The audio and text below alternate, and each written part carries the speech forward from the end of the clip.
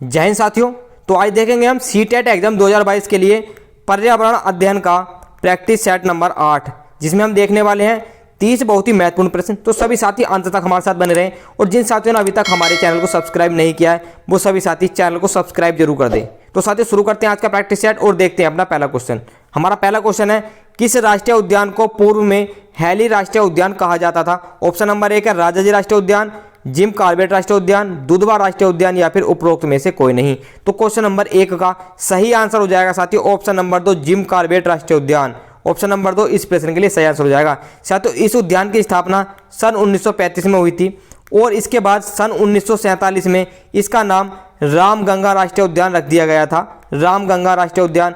और सन 1957 में इसका नाम जिम कॉर्बेट राष्ट्रीय उद्यान रख दिया गया था, जो कि साथियों अभी वर्तमान में उत्तराखंड राज्य में स्थित है। उत्तराखंड राज्य में स्थित है यह उद्यान। अगला प्रश्न देखेंगे, प्रश्न नंबर 2 आज के प्रैक्टिस सेट का। क्वाशरकोर नामक रोग डैश की कमी से होता है?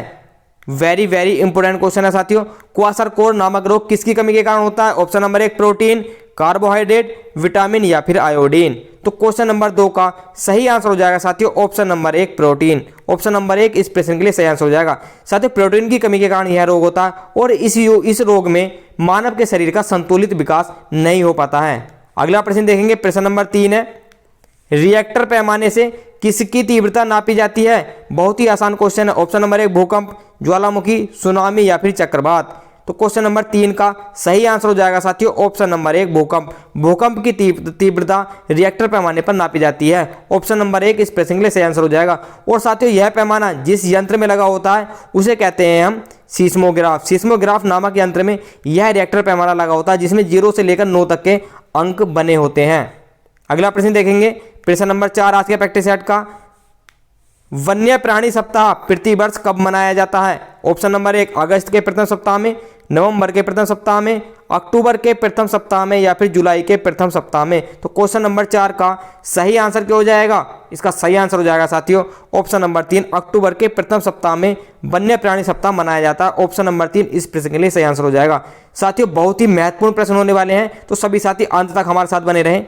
अगला प्रश्न देखते हैं, प्रश्न नंबर 5, प्रकाश संश्लेषण की क्रिया में हरे पौधे द्वारा बाहर निकलने वाली गैस कौन सी है? Option number 1 nitrogen, carbon dioxide, oxygen या फिर उपरोक्त में से कोई नहीं। तो क्वेश्चन नंबर 5 का सही आंसर हो जाएगा साथियों option number 3 oxygen. Option number 3 इस प्रश्न के लिए सही आंसर हो जाएगा।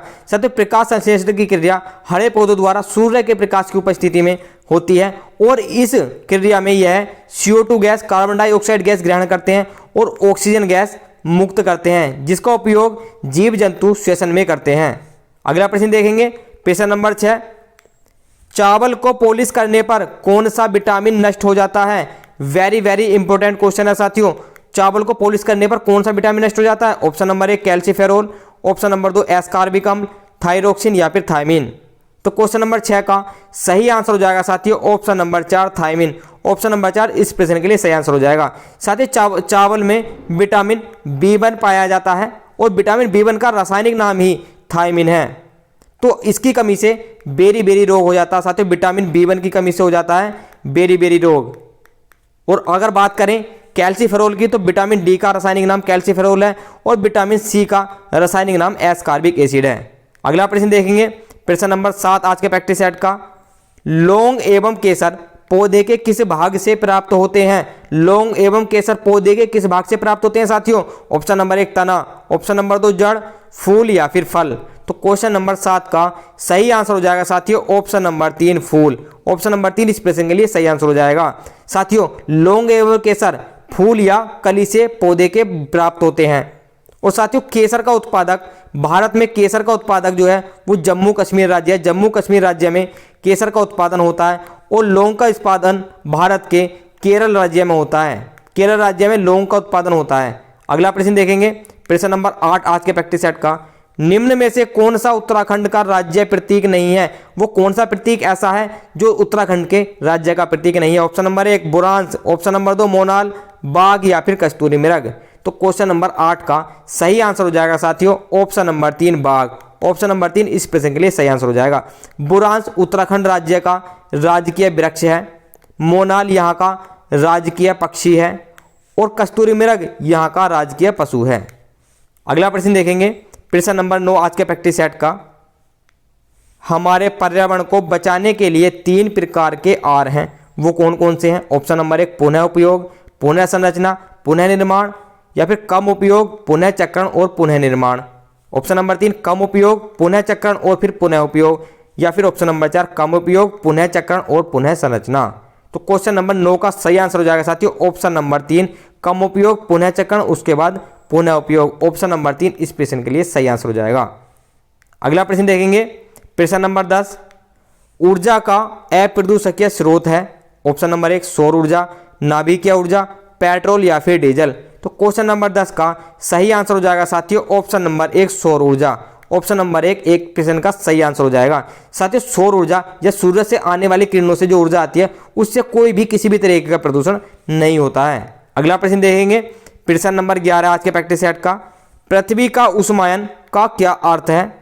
समुद्र में ज्वार भाटा आना, ग्रीन हाउस गैसों द्वारा पृथ्वी के तापमान में वृद्धि, घने जंगलों से वायुमंडल में गैस उत्सर्जन, या फिर पवन ऊर्जा के कारण पृथ्वी के ताप में वृद्धि होना। तो क्वेश्चन नंबर 11 का सही आंसर हो जाएगा साथियों ऑप्शन नंबर 2 ग्रीन हाउस गैसों द्वारा पृथ्वी के तापमान में वृद्धि को ही पृथ्वी का उष्मायन कहा जाता है। ऑप्शन नंबर 2 इस क्वेश्चन के लिए सही आंसर हो जाएगा।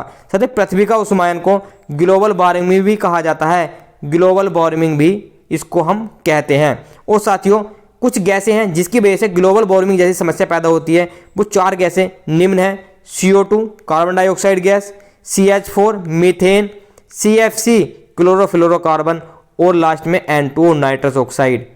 तो साथियों इन गैसों की वजह से ग्लोबल वार्मिंग जैसी समस्या होती है। अगला प्रश्न देखेंगे प्रश्न नंबर 12। कार्बन डेटिंग विधि प्रयुक्त की जाती है वस्तु की आयु ज्ञात करने में, स्थान ज्ञात करने में, लिपि को पहचानने में, या फिर वस्तु की पहचान करने में। तो क्वेश्चन नंबर 12 का सही आंसर हो जाएगा साथियों ऑप्शन नंबर 1 वस्तु की आयु ज्ञात करने में कार्बन डेटिंग विधि का उपयोग होता है। ऑप्शन नंबर 1 इस प्रश्न के लिए सही आंसर हो जाएगा। साथियों कार्बन डेटिंग का प्रयोग जो होता है वो पुरातत्व जीव विज्ञान में जंतुओं एवं पौधों के प्राप्त अवशेषों के आधार पर जीवन काल समय चक्र का निर्धारण करने में किया जाता है, जिसमें कार्बन 14 की मदद से हम यह पता लगा लेते हैं उस अवशेष से कि इसकी मृत्यु कब हुई होगी या यह कितने वर्ष पुराना है। साथियों कार्बन 14 की खोज 27 फरवरी सन 1940 को कार्बन 14 की खोज 27 फरवरी सन 1940 को मार्टिन के द्वारा की गई थी। एक प्रयोगशाला थी मार्टिन की जिसका नाम था बर्कले नाम की प्रयोगशाला में इसकी खोज की गई थी। अगला प्रश्न देखेंगे प्रश्न नंबर 13 आज के प्रैक्टिस सेट का। अम्लीय वर्षा से ऐतिहासिक इमारतों तथा मूर्तियों का संक्षारित या क्षरण होना क्या कहलाता है? Option number 1 stone leprosy, dry deposition, aerosol, या फिर इनमें से कोई नहीं। तो क्वेश्चन नंबर 13 का सही आंसर हो जाएगा साथियों ऑप्शन नंबर 1 स्टोन लेप्रेसी कहा जाता है। ऑप्शन नंबर 1 इस प्रश्न के लिए सही आंसर हो जाएगा। साथियों अम्लीय वर्षा के लिए सल्फर डाइऑक्साइड गैस SO2 और नाइट्रोजन ऑक्साइड गैस NO2 ये दोनों गैसें अम्लीय वर्षा के लिए उत्तरदायी हैं। और वर्तमान में स्टोन लेप्रेसी का जो शिकार है वो है आगरा का ताजमहल, जो ऊपर से हल्का पीला पड़ गया है अम्लीय वर्षा के कारण। अगला प्रश्न देखेंगे प्रश्न नंबर 14 है स्पर्श गंगा अभियान का मुख्य उद्देश्य क्या है? ऑप्शन नंबर 1 गंगा की स्वच्छता, स्वास्थ्य सुरक्षा, नदियों को जोड़ना, मंदिरों का जीर्णोद्धार। तो क्वेश्चन नंबर 14 का सही आंसर हो जाएगा साथियों ऑप्शन नंबर 1 गंगा की स्वच्छता। ऑप्शन नंबर 1 इस प्रश्न के लिए सही आंसर हो जाएगा। साथियों इस अभियान की शुरुआत सन 2009 में उत्तराखंड के मुख्यमंत्री रमेश पोखरियाल द्वारा उत्तर प्रदेश के मुख्यमंत्री रमेश पोखरियाल द्वारा गंगा को स्वच्छ बनाए रखने के लिए की गई थी। अगला प्रश्न देखेंगे प्रश्न नंबर 15 आज के प्रैक्टिस सेट का। मिनीमाटा रोग प्रदूषण जनित रोग है जो परिणाम है वायुमंडल में आर्सेनिक जमा होने का, समुद्र में बिखरे तेल का, औद्योगिक पारा अपशिष्ट को पानी में छोड़ने का, या फिर मनुष्य के कार्बनिक अपशिष्ट को पीने के पानी में छोड़ने का। तो क्वेश्चन नंबर 15 का सही आंसर हो जाएगा साथियों ऑप्शन नंबर 3 औद्योगिक पारा अपशिष्ट को पानी में छोड़ने का। ऑप्शन नंबर 3 इस प्रश्न के लिए सही आंसर हो जाएगा। साथियों मिनीमाटा रोग शरीर में पारे की अधिकता के कारण होता है। पारे की अधिकता के कारण मिनीमाटा रोग होता है शरीर के अंदर। यह पारा औद्योगिक इकाइयों द्वारा अपशिष्ट के रूप में पानी में मिल जाता है तथा इस दूषित जल के पीने से मनुष्य में मिनीमाटा रोग ग्रसित हो जाता है। और इस प्रकार की बीमारी सर्वप्रथम जापान देश में देखी गई थी। जापान में इस प्रकार की बीमारी सबसे पहले देखी गई थी। अगला प्रश्न देखेंगे प्रश्न नंबर 16, अंतर्राष्ट्रीय स्तर पर वन्य जीवों की सुरक्षा हेतु कौन सी संस्था है? Option number 1 UNICEF, IUCN, IUPAC या फिर WHO। तो क्वेश्चन नंबर 16 का सही आंसर हो जाएगा साथियों ऑप्शन नंबर 2। ऑप्शन नंबर 2 इस प्रश्न के लिए सही आंसर हो जाएगा। IUCN मतलब international union for conservation of nature. साथियों इसकी स्थापना सन 1948 में की गई थी। IUCN की स्थापना सन 1948 में की गई थी। इंग्लैंड के स्विट्जरलैंड में इसकी स्थापना की गई थी। स्विट्जरलैंड में इसकी स्थापना की गई थी। और साथियों यह UN संयुक्त राष्ट्र संघ की एक संस्था है। IUCN UN की एक संस्था है। अगला प्रश्न देखेंगे प्रश्न नंबर 17 आज के प्रैक्टिस सेट का। बहुत ही इंपॉर्टेंट प्रश्न होने वाले हैं साथियों, तो अंत तक हमारे साथ बने रहें। भारत के किस राज्य में पानी पंचायत प्रारंभ हुई? राजस्थान में, केरल में, आंध्र प्रदेश में या फिर महाराष्ट्र में? तो क्वेश्चन नंबर 17 का सही आंसर हो जाएगा साथियों ऑप्शन नंबर 4 महाराष्ट्र में। ऑप्शन नंबर 4 इस प्रश्न के लिए सही आंसर हो जाएगा। साथियों भारत में सर्वप्रथम सन 1972 में महाराष्ट्र राज्य में पानी पंचायत की शुरुआत की गई थी। इस पंचायत के माध्यम से पानी के संरक्षण पर विशेष ध्यान दिया जाएगा, इस बात का प्रस्ताव पारित हुआ था।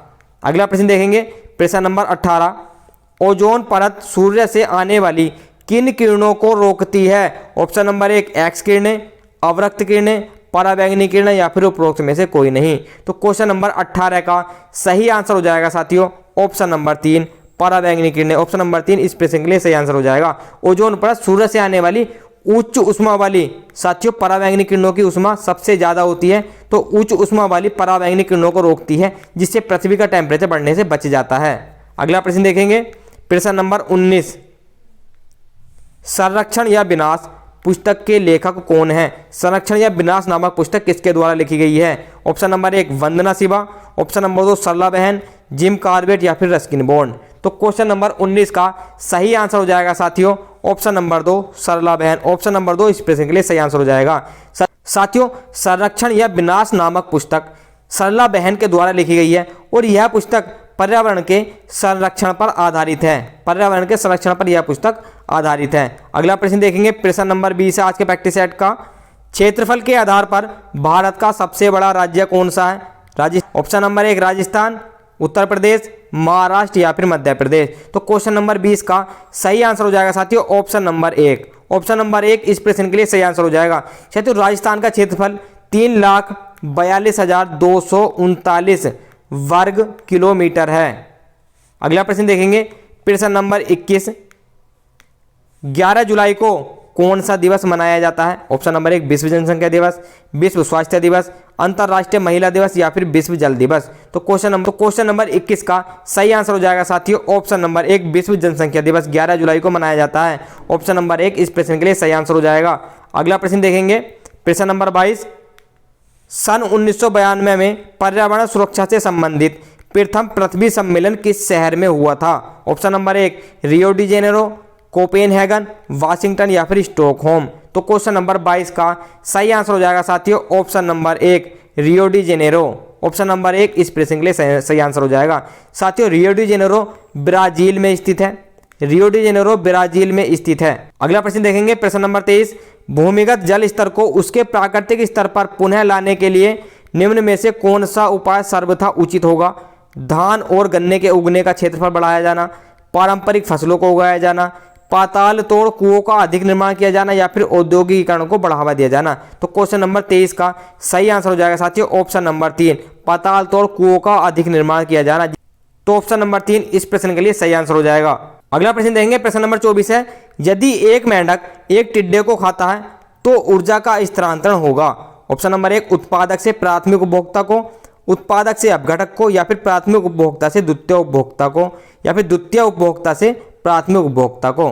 तो क्वेश्चन नंबर 24 का सही आंसर हो जाएगा साथियों ऑप्शन नंबर 3 प्राथमिक उपभोक्ता से द्वितीय उपभोक्ता में। ऑप्शन नंबर 3 इस प्रश्न के लिए सही आंसर हो जाएगा। साथियों टिड्डा खाता घास को तो टिड्डा हो गया प्रथम उपभोक्ता और टिड्डे को खाता मेंढक तो मेंढक हो गया इस तरीके से द्वितीय उपभोक्ता। अगला प्रश्न देखेंगे प्रश्न नंबर 25, निम्नलिखित को सुमेलित कीजिए। रोग दे रखे हैं एक तरफ और एक तरफ दे रखे हैं घरेलू उपचार। तो साथियों ध्यान से देखना है, हमें मिलान करना साधारण कटे और घाव इस पर लगाया जाता है हल्दी का चूर्ण। सामान्य ज्वर के लिए साथियों मेथी के बीजों की चाय पीनी चाहिए। आँख का सूजन ताजे धनिये के बीजों से और सबसे लास्ट दांत का दर्द हींग के चूर्ण से। तो यहाँ पर साथियों ए हो गया, पहला मिलेगा हमारा दूसरे से, इसके बाद मिलेगा हमारा बी मिलेगा तीसरे से, सी मिलेगा पहले से और डी मिलेगा चौथे से। तो हमारा आंसर 2 3 1 4 सही हो जाएगा। तो देख लेते हैं ये हमारा कौन से ऑप्शन में होगा। 2 3 1 4 ये होगा हमारा ऑप्शन नंबर 4 में। ऑप्शन नंबर 4 इस प्रश्न के लिए सही आंसर हो जाएगा। अगला प्रश्न देखेंगे, प्रश्न नंबर 26 है आज के प्रैक्टिस सेट का।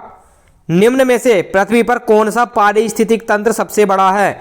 ऑप्शन नंबर 1 समुद्र, रेगिस्तान, वन या फिर कृषि भूमि। तो क्वेश्चन नंबर 26 का सही आंसर हो जाएगा साथियों ऑप्शन नंबर 1 समुद्र। ऑप्शन नंबर 1 इस प्रश्न के लिए सही आंसर हो जाएगा, क्योंकि साथियों समुद्र ही पृथ्वी पर सबसे ज्यादा क्षेत्रफल में फैला हुआ है। अगला प्रश्न देखेंगे, प्रश्न नंबर 27 है। पर्यावरण एवं वन मंत्रालय भारत सरकार के द्वारा पर्यावरण के क्षेत्र में दिया जाने वाला पुरस्कार कौन सा है? तो कौन सा पुरस्कार है जो पर्यावरण के क्षेत्र में दिया जाता है? वेरी वेरी इंपोर्टेंट क्वेश्चन है साथियों। देखते हैं ऑप्शन नंबर 1 पर्यावरण श्री, पर्यावरण मित्र, तरु मित्र या फिर वृक्ष मित्र। तो क्वेश्चन नंबर 27 का सही आंसर हो जाएगा साथियों ऑप्शन नंबर 4 वृक्ष मित्र। ऑप्शन नंबर 4 इस प्रश्न के लिए सही आंसर हो जाएगा। साथियों पर्यावरण एवं वन मंत्रालय भारत सरकार के द्वारा सन 1986 में इंदिरा प्रियदर्शनी वृक्ष मित्र पुरस्कार का शुभारंभ किया गया था। क्वेश्चन नंबर 28 देखेंगे आज के प्रैक्टिस सेट का। निम्न में से कौन सा युग्म सुमेलित नहीं है? ऑप्शन नंबर 1 रिंगाल इमारती लकड़ी, जैट्रोफा बायोडीजल, बांझ चारा, चीड़ लीसा। तो क्वेश्चन नंबर 28 का सही आंसर हो जाएगा साथियों ऑप्शन नंबर 1 रिंगाल इमारती लकड़ी।